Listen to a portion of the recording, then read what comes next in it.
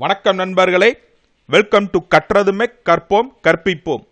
இந்த வீடியோவில் எதை பற்றி பார்க்க போகிறோம்னா கேஸ்டிங்கோட கிளாசிஃபிகேஷன் தான். ஸோ லாஸ்ட் வீடியோவில் we have covered up to the die casting. So இந்த வீடியோவில் we will start with the centrifugal casting and other some casting மெத்தட்லாம் இருக்குது. ஸோ அது எல்லாமே ஒன் பை ஒன்னாக வந்து பார்க்கலாம். சரியா?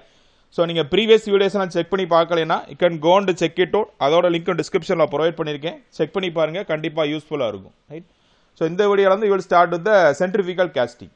ஸோ வீடியோக்கு போகிறதுக்கு முன்னாடி நீங்கள் இன்னும் நம்ம சேனலை சப்ஸ்கிரைப் பண்ணலைன்னா ப்ளீஸ் சப்ஸ்கிரைப் அவர் சேனல் கற்றது மெக் கற்போம் கற்பிப்போம். எங்கள் வீடியோஸ் எல்லாம் பிடிச்சிருந்தா மறக்காமல் லைக் பண்ணுங்கள், அதே மாதிரி உங்கள் ஃப்ரெண்ட்ஸுக்கும் ஷேர் பண்ணுங்கள். Right? So first centrifugal casting. So சென்ட்ரிஃபிகல்னால நம்மளுக்கு தெரியும். ஸோ வந்து ஒரு சென்டரில் இருந்து மைய விலக்கு. ஸோ அதை தான் வந்து நம்ம சென்ட்ரிஃபிகல் ஃபோர்ஸ்னே படிச்சிருப்போம். ஸோ சென்ட்ரலில் இருந்து இப்போ நம்ம ரொட்டேட் பண்ணும்போது ஸோ ஆட்டோமேட்டிக்காக அதிலேருந்து வந்து அவுட் சைடு த டுவர்ட்ஸ் வந்து நம்மளுக்கு வந்து ஃபோர்ஸ் கிடைக்கும். ஸோ அது மூலமாக நம்ம கிரியேட் பண்ணுற அந்த மோல்டிங் மெத்தட் பேர் தான் சென்ட்ரிஃபிகல் கேஸ்டிங் அப்படின்னு சொல்லுவோம். ஸோ இதில் வந்து அதான் இங்கே கொடுத்துருக்காங்க. So mould is rotated rapidly about it central axis. So அந்த நம்ம சென்ட்ரல் ஆக்சிஸை வச்சு வந்து மோல்டு வந்து ரொட்டேட் பண்ணும்போது ஸோ அந்த டயத்தில் வந்து நம்ம மெட்டலை வந்து போர் பண்ணி உள்ளே ஊற்றணும். ஸோ அதுக்கேற்ற அந்த because of the centrifugal force so a continuous pressure will be acting on the metal as it's solidifies. அதுதான் சரியா? ஸோ உள்ளே வந்து இப்போ நம்மளுக்கு வந்து சென்டரில் வந்து ரொட்டேட் ஆகும்போது சென்டரில் வந்து சென்ட்ரிஃபிகல் ஃபோர்ஸ் வந்து கிரியேட் ஆகும். அது வந்து ஒரு கண்டினியூஸ் ப்ரெஷரை வந்து அந்த மெட்டல் வந்து ஆக்ட் பண்ணி அதனால் வந்து மெட்டல் வந்து நம்ம solidify ஆகும். ஸோ இது மூலமாக கிடைக்கிற ப்ராடக்ட் தான் நம்ம சென்ட்ரிஃபிகல் கேஸ்டிங் அப்படின்னு சொல்லுவோம். சரியா? ஸோ இதில் வந்து வர அந்த இம்பியூரிட்டிஸ், அதாவது அந்த ஸ்லாகு, ஆக்சைட்ஸ் அண்ட் அதர் இன்க்ளூசஸ், ஸோ இது எல்லாமே லைட் வெயிட்டில் இருக்கும். ஸோ லைட் வெயிட்டாக இருக்கிறது இந்த மற்ற இதெல்லாமே வந்து இம்பியூரிட்டிஸ் எல்லாமே வந்து சென்ட்ரல் பாயிண்ட்லேயே வந்து நம்மளுக்கு வந்து தேங்கி நின்றோம். ஸோ வந்து இப்போ டென்சிட்டி இப்போ அதிகமாக இருக்குது, மெட்டல் இந்த மாதிரி வருதுன்னா அது வந்து நம்ம சென்ட்ரிஃபிகல் ஃபோர்ஸ்னால அது வந்து டுவர்ட்ஸ் த வந்து அவுட் வேர்டில் இருக்கும். அதை தான் இங்கே காட்டியிருக்காங்க. Get separator from the metal. So இது வந்து மெட்டல் வந்து செப்பரேட் ஆகி and segregate towards a centre. So இந்த இம்பியூரிட்டிஸ் எல்லாமே சென்டரில் வரும். அது வந்து டென்சிட்டி அதிகமாக இருக்கிறதுனால இந்த மெட்டல் எல்லாமே டுவர்டு அவுட் வேர்டில் போய் வந்து நம்மளுக்கு வந்து ஆப்ஜெக்ட் வந்து கிரியேட் பண்ணிடும். ஸோ இதை வந்து basic concept about centrifugal casting. So இதில் வந்து மேஜராக வந்து 3 கேட்டகரியாக நம்ம ஃபஸ்ட்டு பிரிக்கலாம். ஸோ ஃபர்ஸ்ட் ஒன் வந்து true centrifugal casting, second one semi centrifugal casting, third one வந்து சென்ட்ரிஃபியூசிங் அப்படின்னு சொல்லுவோம். சரியா? ஸோ இது வந்து 3 கேட்டகரிஸ் இருக்கு. ஸோ ஃபர்ஸ்ட் ஒன் வந்து true centrifugal casting. So true சென்ட்ரிஃபிகல்னாலே வந்து ஸோ நம்மளுக்கு வந்து டக்குன்னு ஞாபகம் வேண்டியது ஹாலோ ஷேப் தான். And hollow shape and symmetrical ஆப்ஜெக்டாக இருக்கிறதுக்கு மட்டும்தான் வந்து நம்ம ப்ரொடியூஸ் பண்ணுவோம். அதுதான் இங்கே மெயின் அட்வான்டேஜ் ஆகும். To produce the hollow symmetrical shape of the object in the mass production. So பல்காக தான் ப்ரொடியூஸ் பண்ணுவோம் without using the core. So இங்கே வந்து இந்த கோருங்கிறதே வந்து எதுவுமே நம்ம யூஸ் பண்ணவே மாட்டோம். ஸோ ஒன்லி ஃபார் த டேரெக்டாக வந்து ஹாலோ ஷேப் வந்து ப்ரொடியூஸ் பண்ணுறது. சிமிட்ரிக்கல் ஆப்ஜெக்டாக இருக்குது, ஏதாவது நம்ம ஹாலோ பைப்பு இந்த மாதிரி ஹாலோ புஷஸ் இந்த மாதிரி தேவைன்னா we will go for the centrifugal casting. அதுவும் மாஸ் ப்ரொடக்ஷன் வந்து டோட்டலாக வந்து பண்ணிக்கலாம், ஈஸியாக வந்து பண்ண முடியும். ஸோ அந்த மாதிரி இடத்துல தான் we are going the true centrifugal casting. So இங்கே ஆல்ரெடி சொன்ன மாதிரி தான் அந்த லிக்விட் மெட்டல் வந்து will be allowed into the mold which is under rotation. So due to the centrifugal force. So இங்கே வந்து நம்மளுக்கு வந்து centrifugal forceனால இப்போ என்ன ஆகும்னா high density pure metal. So pure metal அதிகமாக டென்சிட்டி இருக்கும், அது வந்து forced away from the centre. So சென்டரில் இருந்து அவே வந்து அது நம்ம ரொட்டேட் பண்ணுறது மூலமாக அந்த வந்து மெட்டல் எல்லாமே வந்து வெளியே நோக்கி போகும். அதே மாதிரி லெஸ் டென்சிட்டி இம்பியூரிட்டிஸ், ஸோ இப்போ மேலே பார்த்து அந்த ஸ்லாக், ஆக்சைட்ஸ், ஸோ அந்த மாதிரி லெஸ் டென்சிட்டி இம்பியூரிட்டி எல்லாமே சென்டரில் வந்து கனெக்ட் ஆகும். சரியா? ஸோ இதான் வந்து அந்த கான்செப்டேவும். ஸோ இப்போ இருக்கிறதுனால இப்போ வந்து இதே மாதிரி இந்த கூலிங் ரேட்டு இங்கே வந்து அதிகமாக இருக்கும் இந்த மெத்தடில், அதான் இங்கே கட்டிருக்காங்க. So due to the fast rate of cooling இருந்துச்சுன்னா ஸோ ஆட்டோமேட்டிக்காக நம்மளோட ஃபைன் கிரெயின் ஸ்ட்ரக்சர் எல்லாமே வந்து டெவலப் ஆகும். ஸோ அது ஒன்ஸ் அது டெவலப் ஆயிடுச்சுனாலே நம்மளோட அந்த கேஸ்டிங்கோட ஸ்ட்ரென்த்து அண்ட் ஹார்ட்னஸ் வந்து இன்க்ரீஸ் ஆகும். ஸோ நம்மளுக்கு வந்து மெயினாக தேவையானது வந்து நல்லா ஸ்ட்ராங் அண்டு ஹார்ட்னஸ் உள்ள நம்ம கேஸ்டிங் தான் தேவை. ஸோ அதுக்கு வந்து ஃபாஸ்ட் கூலிங் ரேட்டு தேவை. ஸோ இது வந்து ஈஸியாக வந்து இங்கே கிடைக்கும். ஸோ இதான் அந்த டயக்ராமில் கொடுத்துருக்காங்க. ஸோ அவுட் வேரில் வந்து இந்த டை இங்கே காட்டியிருக்கு. சரியா? ஸோ இதான் வந்து இப்போ வந்து ஹரிசாண்டலில் பிளேஸ் பண்ணியிருக்காங்க. சரியா? ஸோ இங்கே வந்து ரொட்டேஷனை பொறுத்த ஹரிசாண்டல் ஆக்சிஸ். ஸோ இந்த சைடு வந்து நம்ம லேடிலேருந்து மெட்டல் வந்து போர் பண்ணி ஊற்ற போகிறோம். ஸோ இந்த ரொட்டேட் பண்ணுறது மூலமாக ஸோ இந்த பியூர் மெட்டல் எல்லாமே வந்து டுவர்டு அவுட் சைடில் வந்து இங்கே போய் வந்து அது அப்படியே வந்து தேங்கி நிற்கும். ஸோ சென்டர் பாயிண்டில் அந்த இம்பியூரிட்டிஸ் எல்லாமே வந்து கலெக்ட் ஆகிட்டே இருக்கும். சரியா? ஸோ இங்கே வந்து இந்த ஹை டென்சிட்டி ஸ்ட்ரக்சர் கிடைக்கிறதுனால தான் வந்து நம்மளுக்கு அந்த ஃபாஸ்ட் கூலிங் ரேட் இருக்கிறதுனால ஹை டென்சிட்டி ஸ்ட்ரக்சர் கிடைக்கும். ஸோ அதோட அட்வான்டேஜ் ஆல்ரெடி சொன்னது தான், high strength and high hardness வந்து நம்மளால் அச்சீவ் பண்ண முடியும். சரியா? ஸோ இதோட ஃபார்முலா வந்து சென்ட்ரிஃபிகல் ஃபோர்ஸ் ஃபார்முலா தெரியும், எம்ஆர் ஒமேகா ஸ்கொயர். ஸோ இங்கே வந்து F is directly proportional to the density. So high density இருக்கிறதுனால தான் வந்து ஃபோர்ஸ் அதிகமாகி நம்மளுக்கு வந்து டுவர்ட்ஸ் அவுட் வேர்டில் கிடைக்குது. ஸோ அதான் இங்கே காட்டியிருக்காங்க. So liquid metal is getting solidify when the mold is under rotation. So due to the centrifugal force, high density structure can be produced. இதான் வந்து கான்செப்ட். சரியா? ஸோ இது அட்வான்டேஜ் வந்து மெயினாக இது கேட்பாங்க. இந்த நோ கோர்ஸ் அதாவது இதே மாதிரி கேட்டிங் எலமெண்ட்டும் நம்ம இங்கே எதுவுமே யூஸ் பண்ணுறது கிடையாது. நோ கோர்ஸ் அதே மாதிரி கோர் வந்து எதுவுமே தேவை கிடையாதுங்கிறது வந்து true centrifugal casting for making the concentric goals.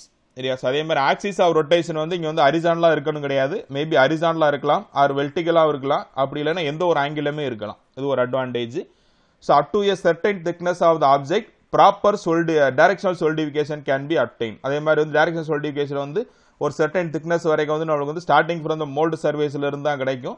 அது வந்து ஒன்னாவது அட்வான்டேஜ்.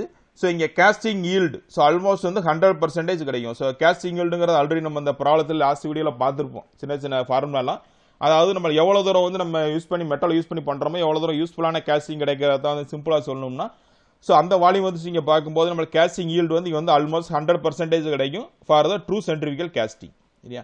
ஸோ இதோட லிமிடேஷன் பார்த்தோம்னா இது வந்து only for the hollow symmetrical object. அதை வந்து மெயினாக வந்து பார்த்ததே. சரியா? ஸோ ஹாலோ சிமெட்ரிக்கல் ஷேப் மட்டும்தான் வந்து நம்ம ட்ரூ சென்ட்ரிஃபிகல் கேஸ்டிங்கே போவோம்.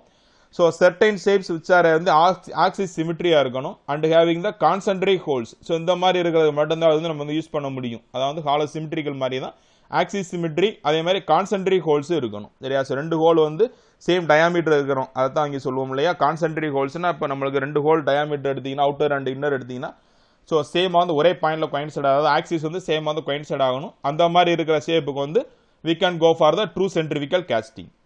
ஸோ இந்த இன்னொரு லிமிடேஷன் என்ன, இங்கே எக்யூப்மெண்ட் வந்து எக்ஸ்பென்சிவாக இருக்கும் and it is suited only for the large scale production. So mass ப்ரொடக்ஷனுக்கு மட்டும்தான் வந்து we are going for the true centrifugal. ஏன்னா வந்து இது காஸ்ட் வந்து நம்ம ரொம்ப ஸ்பெண்ட் பண்ணுற மாதிரி இருக்கும். ஸோ அதான் வந்து ரீசன். இதான் வந்து ட்ரூ சென்ட்ரிஃபிகல் கேஸ்டிங். ஸோ இங்கே வந்து அதை தான் இங்கே ஒரு ஃபார்முலா கொடுத்துருக்காங்க. ஸோ அவுட்டர் டயாமீட்டர் வந்து casting D0 inner டயா DI. So length வந்து நம்ம எல்லுன்னு வச்சுக்கிறோம். ஸோ இப்போ வால்யூம் என்ன வரும்னா π/4 D0² - DI². ஸோ அதான் வந்து இங்கே area into length L. So application எங்கெல்லாம் நம்ம யூஸ் பண்ணோம்னா so hollow cylindrical pipes, gun blades, cylinder liner, propeller shaft, hollow bushes. So இதெல்லாமே வந்து நம்மளுக்கு வந்து சிமெட்ரிக்கல் இன் ஷேப்பாக இருக்கும். அதே மாதிரி ஹாலோ ஸ்ட்ரக்சராக இருக்கும். சரியா? ஸோ அந்த மாதிரி இடத்துல எல்லாம் we are going for the true centrifugal. So இதை வச்சு வந்து சின்ன ப்ராப்ளம் கூட கேட்கலாம். அதாவது F = நம்மளுக்கு தெரியும் மாஸ் இன்ட்டு ஆக்சலரேஷன் தான். ஸோ இங்கே ஆக்சலரேஷன் பதில் R⍵² போடுறோம். ஸோ இங்கே R வந்து நம்ம எது எடுப்போம்னா இங்கே மீன் ரேடியஸ் எடுக்கணும். ஸோ இங்கே நமக்கு அவுட்டர் டயா தெரியும், இன்னர் டயா தெரியும். இதில் வந்து நம்ம மீன் ரேடியஸ் வேணும்னா R0 + Ri/2 கொட்டனா நம்மளுக்கு வந்து மீன் ரேடியஸ் கிடச்சிரும். இதில் இருந்து ஒமேயாவுக்கு நம்ம ஃபார்முலா தெரியும் 2πn/60.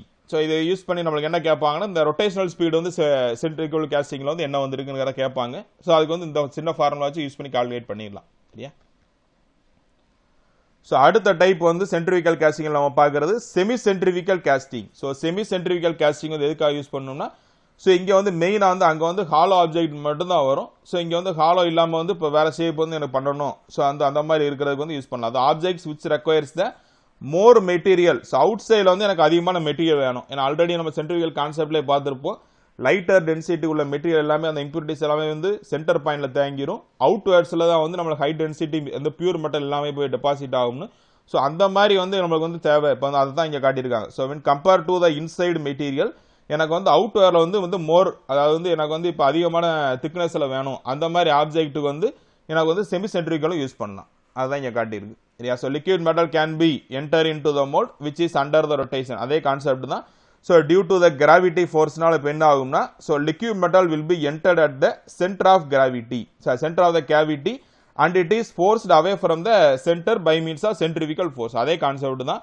ஸோ இங்கே என்னன்னா வந்து இப்போ நம்மளுக்கு வந்து இங்கே வெர்டிகலாக வைப்பாங்க. சரியா? ஸோ இங்கே வந்து நம்ம ரொட்டேஷன் வந்து வெர்டிகல் ரொட்டேஷனாக இருக்கும். பிளேஸ் வந்து இப்போ பிளேஸ்மெண்ட் வந்து ஹரிசாண்டல் பிளேனில் மட்டும்தான் வைப்போம். பட் இந்த ப்ரீவியஸ் கேஸில் வந்து அப்படி கிடையாது. நம்மளுக்கு வந்து ட்ரூ சென்ட்ரிஃபிகலில் ஹரிசாண்டலாக வைக்கலாம், வெர்டிகலாக வைக்கலாம். அப்படி இல்லை எந்த ஆங்கிளில் வேணாலும் நம்ம ரொட்டேட் பண்ண முடியும். பட் இங்கே வந்து வெர்டிகல் ரொட்டேஷன் தான். ஸோ வந்து ஹரிசாண்டல் பிளேனை வச்சு தான் வந்து நம்ம மோல்டு வந்து வைப்போம். அதுதான் இங்கே ஒரு இது இருக்கும். So due to the gravity force liquid metal will be entered at the centre of cavity. So கேவிட்டியோட சென்டரில் வந்து இப்போ வந்து நம்மளுக்கு வந்து இப்போ லிக்விட் வந்து போர் பண்ணி உள்ள ஊற்றும் போது ஸோ வந்து சென்ட்ரிஃபிகல் ஃபோர்ஸ்னால வந்து நம்மளுக்கு என்ன கிடைக்கும்னா அந்த ஒரு சென்ட்ரிஃபிகல் ஃபோர்ஸ்னால அந்த மெட்டல் எல்லாமே வந்து forcing away the metal. So வந்து வெளியே வந்து நோக்கி தள்ளணும். ஸோ அந்த மாதிரி இடத்துல liquid metal will be first solidify at the சர்ஃபேஸ்ல வந்து ஈஸியாக வந்து solidify ஆகிட்டே வரும் அவுட்டர் வேர்ல.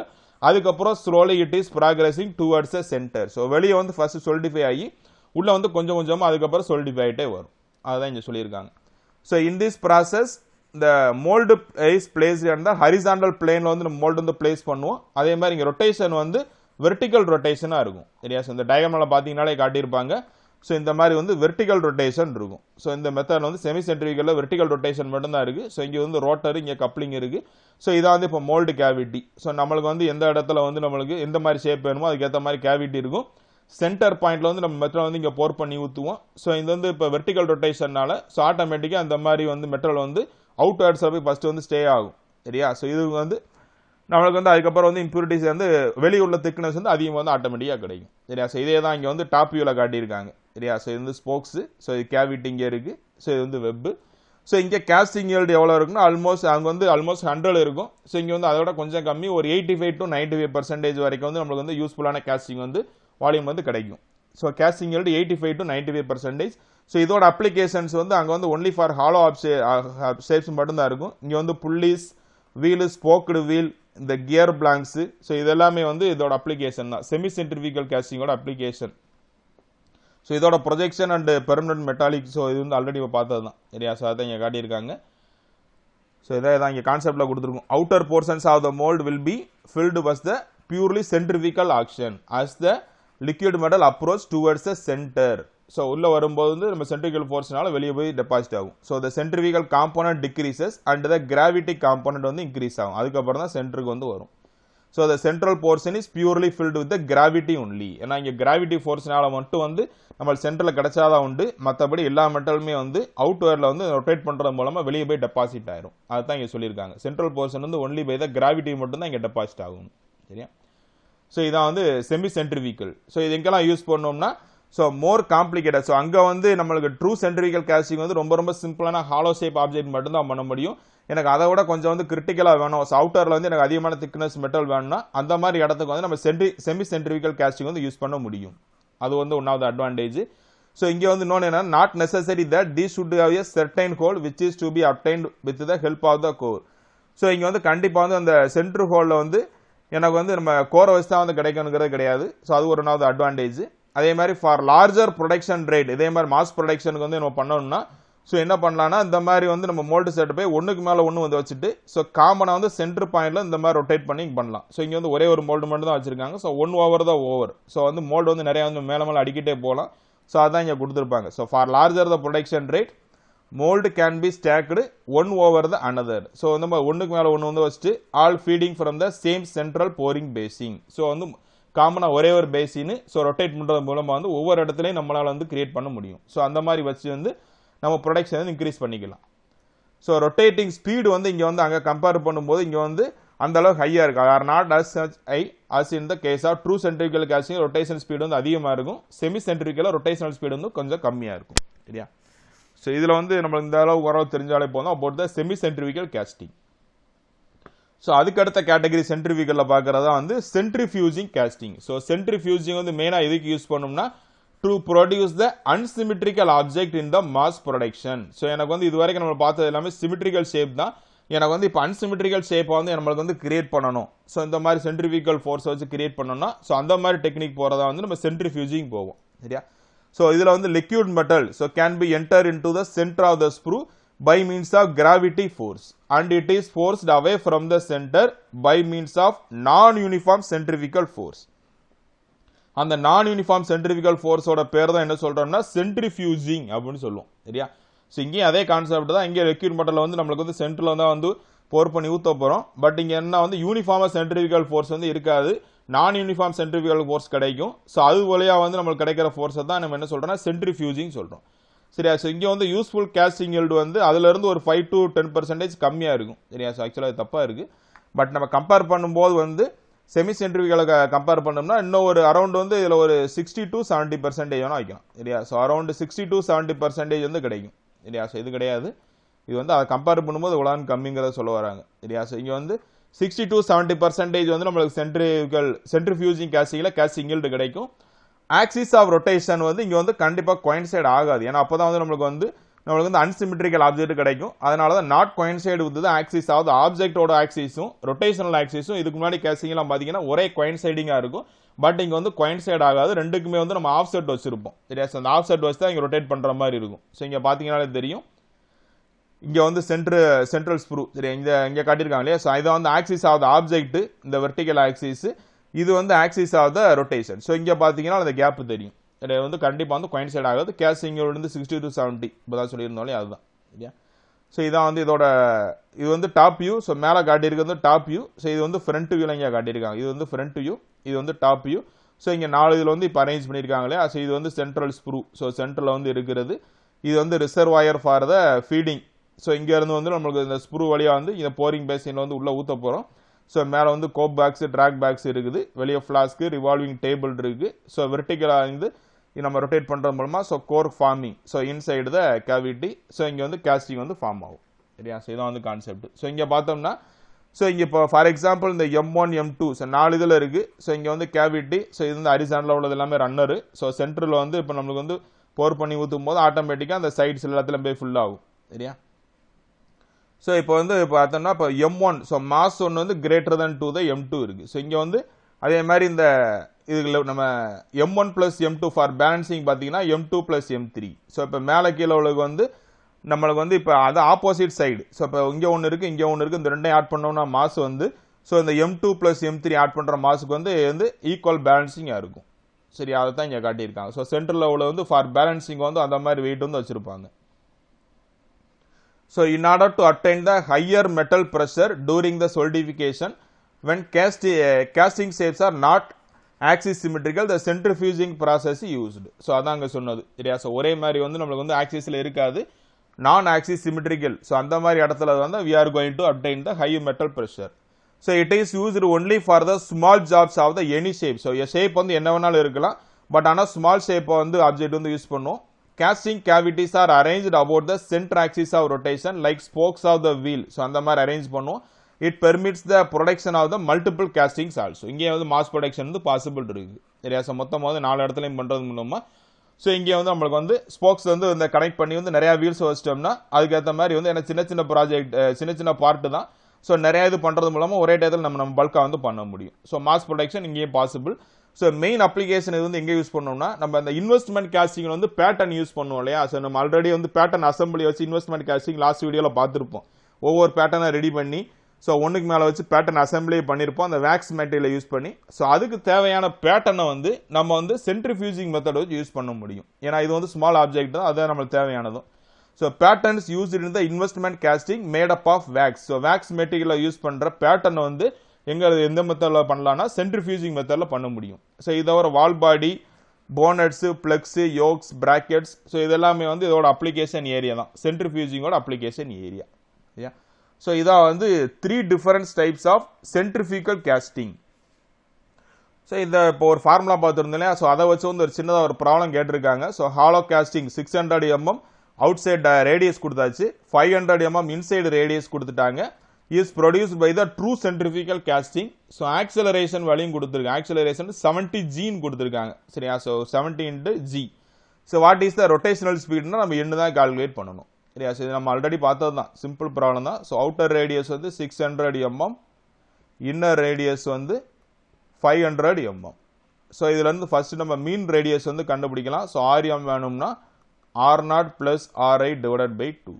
ஸோ இது போட்டோம்னா என்ன வரும், 600 + 500 ரெண்டுக்கு ஆவரேஜ் எடுத்தால் 550 mm வரும். இதான் வந்து நம்மளுக்கு வந்து மீன் ரேடியஸ். ஸோ இதுல இருந்து நம்மளுக்கு சென்ட்ரிஃபிகல் ஃபோர்ஸ் ஃபார்முலா வந்து இப்போ பார்த்துருந்தோம். F = ஸோ ஜென்ரலாக வந்து மாஸ் இன்ட்டு ஆக்சலரேஷன் எழுதுவோம். இங்கே வந்து m × r ω², அவ்வளோதான் சரியா. So mass cancel. ஸோ ஆக்சலரேஷனுக்கு என்ன கொடுத்துருக்காங்க, 70 × g. ஸோ ரேடியஸ் வந்து இங்கே மீன் ரேடியஸ் தான் எடுக்க போகிறோம். So 550 mm. ஸோ மீட்டருக்கான மாற்றிங்க 10⁻³ × ω², அவ்வளோதான் சரியா. ஸோ இதுக்கு ஜிக்கு பதிலாக வேல்யூ சப்ஸ்டியூட் பண்ணிக்கலாம். ஸோ 70 × 9.81. ஸோ இங்கே 10⁻³ போட்டோம்னா 0.55 வருமா. ஸோ ω². ஸோ இதை சிம்பிளை பண்ணோம்னா ஃபர்ஸ்ட் நம்மளுக்கு வந்து ஒமேகா என்ன கிடைக்கும்னா சால்வ் பண்ணி பாருங்க. So 35.35 rotation per radians per second சரியா. ஸோ நம்மளுக்கு வந்து ரொட்டேஷனல் ஸ்பீடு கேட்டிருக்கு, என்ன தான் கேட்டிருக்காங்க. ஸோ இப்போ வந்து நம்மளுக்கு ஒமேகா ஃபார்முலா யூஸ் பண்ணிக்கலாம். ஸோ 2πn/60, அவ்வளோதான். இதில் இருந்து நம்ம என்ன கால்குலேட் பண்ண வேண்டியதான். ஸோ இதை சால்வ் பண்ணி பார்த்தோம்னா we will get the rotational speed so rotational speed எவ்வளோ கிடைக்குன்னா 337.42 வருது இல்லையா. ஸோ சால்வ் பண்ணி பாருங்க, you will get this answer. So rotational speed for the problem is 337.42 RPM. இதான் வந்து ஆன்சர் இல்லையா. ஸோ செக் பண்ணி பாருங்க, இந்த ஆன்சர் வரும் ரைட். ஸோ இது தவிர வந்து இன்னும் சில டைப்ஸ் ஆஃப் கேஸ்டிங் எல்லாமே இருக்கு. Full moulding, squeeze casting, slush casting, அது மாதிரி கண்டினியூஸ் கேஸ்டிங் அதெல்லாமே இருக்கு. அது எல்லாமே we will cover in the upcoming videos, right? So thank you for your valuable time. Don't forget to subscribe our channel KATRATHU MECH Karpom Karpipom. Thank you. We will meet in the next video. Thank you.